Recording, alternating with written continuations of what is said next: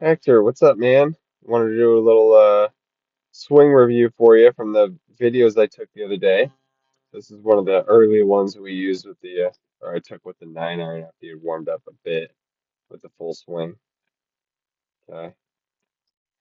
All right, so kind of recapping a little bit what we talked about was working on that shift turn rhythm. So this is one of the first things I noticed was right out the gate,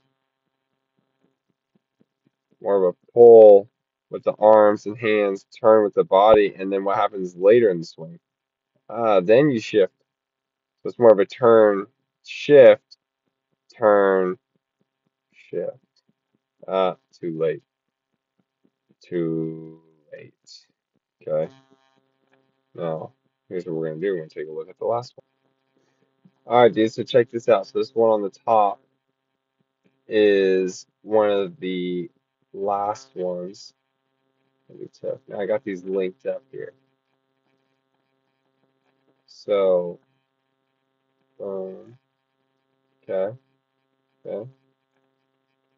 Ooh, look what's already starting to happen. Um, so like. Didn't exaggerate the takeaway as much as I'd like. Like I'd like to see much more from this part, is that the lower body, like I want to see a distinction here, and especially with the hips or especially with the right leg, that there would be pressure moving into this right leg before the club moves. So I'm creating more of that distinction. But look what the good thing, side effect of what we were focusing on. Look where your body is now. You're feeling more of this recentering move. I mean, look where you take it to the top, by the way. This is very different. Look at your lower body. I don't necessarily it's a good thing per se, but kind of a reaction to me telling you that, hey, dude, you got to get to your left side. You know, like, oh, hey, I got to get over there. Okay, that's a little different intention. Um, Interesting now that because they were linked up at the beginning on the backswing. Oh, look how much shorter you cut this off. And I don't know that it's a bad thing. I don't know if it's necessarily a good thing. I mean, we can have it both ways. Ultimately, what I'd look for, or what I want, I mean, I wouldn't mind if this left knee was more in this way, just a touch. Yeah. What you're kind of looking for would be like a big hip turn, and I like where your arm structure is here. I think it's a good thing. So, like I said, I would want big turn, maxed out to create torque, and then enough that I could still move left like you did here, or land left. But see how it's still like I would bet that this would be this top video. Yeah, it was better lateral movement, but I would if I were to put money on it, I would say that it was still a pull. It was one of the pulls. And the reason why like you went left, but it was a turn instead of what I was showing you to finish to land more left, especially with the hips. So let's say you cut the backswing off and you're not turning as much.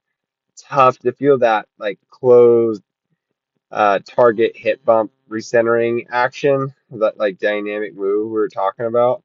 Harder to do that if you don't uh, take a bigger backswing, bigger hip turn. Um, but okay, interesting to see where you are on that line now. Okay. Hmm. Hmm.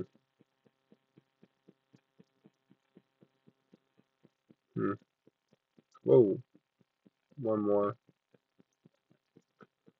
Hmm. Yeah, look at that. Look where your body is now. Not even on the line. Right, you've moved that center mass way more left. Look at this impact condition. This would be the difference between hitting the turf first and the ball first. Right here, dude. That's awesome. That's pretty cool. Look at that difference here.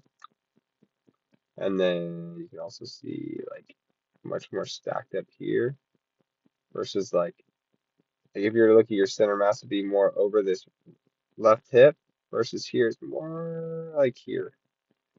So actually, as you push in the ground, it's kicking you back this way versus this is sending you boop up. Good things. So all more reason for that close target, back to the target recentering action. That's just going to be better for. And nice. Look at that, dude.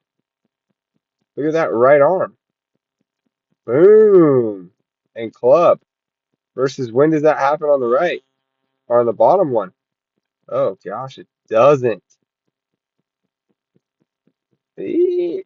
Holy chicken wing. Dude, look at that, man.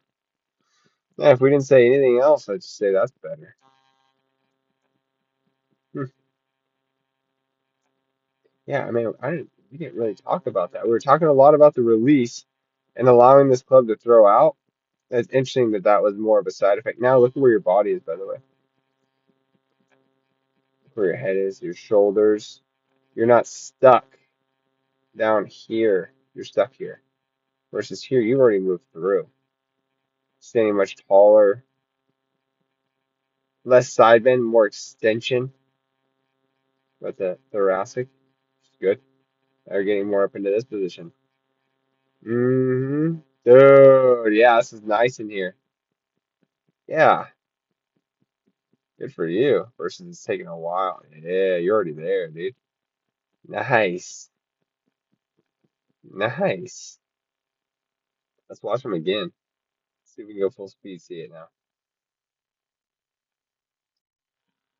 hmm